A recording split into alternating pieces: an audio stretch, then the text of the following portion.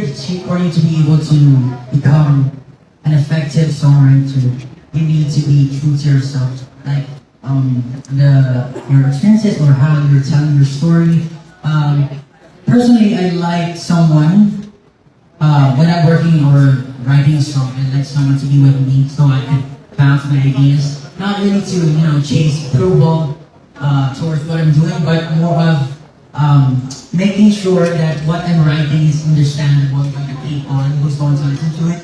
And so, yeah, I trust my instincts, I trust my personal preferences, and I make sure that what I'm writing is really hitting the right spot, hitting the right emotion, the right direction. Who do you usually have with you? Now that you've mentioned it, like you always have someone with you when you're writing songs. Yeah, I work with a brother. Husband. I work with a brother. I've established this Graphics Music House. It's a group of producers working on songs. We work with brands, we work with artists as well. Yeah, like working with them. And like, kung kabalawat namin together, hindi ka lang. And we have a big team and we're going to be expanding.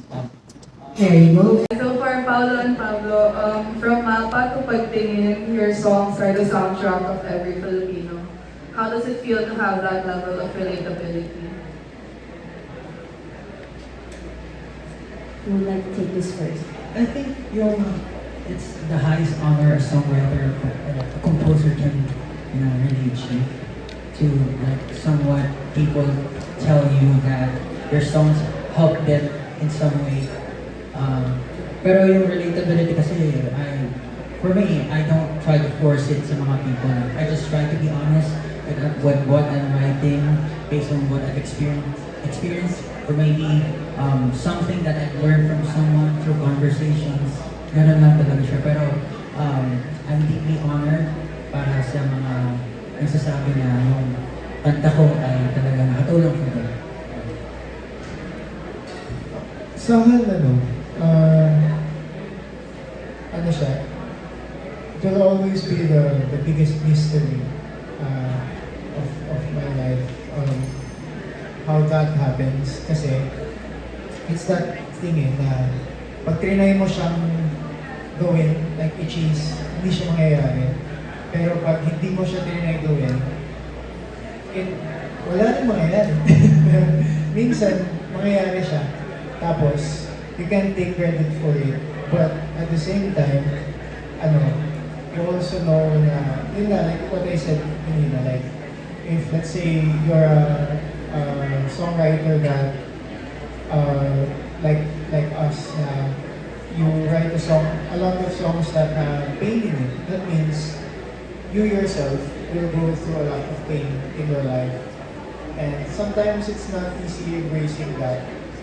But, yun nga, I guess it's those moments when, halimbawa kanina nung papunta dito sa Grab, parang, sobrang yung si Kuya, pinost ko parang sobrang sobrang happy siya kasi yung sa anak niya, tsaka din sa kumpare niya, parang yung mga moments na yun, na makapagpabigay ka ng tigayo sa araw ng isang tao.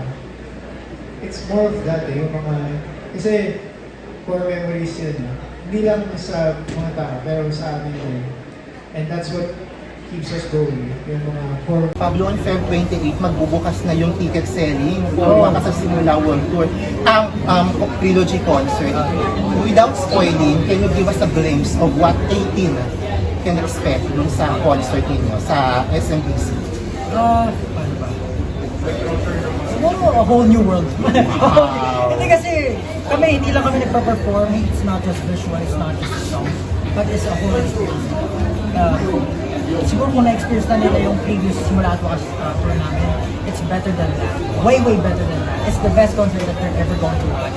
So kami rin as SB, we're really excited to present kung ano namin and bring the team and forcing that we have for sure mag-enjoy.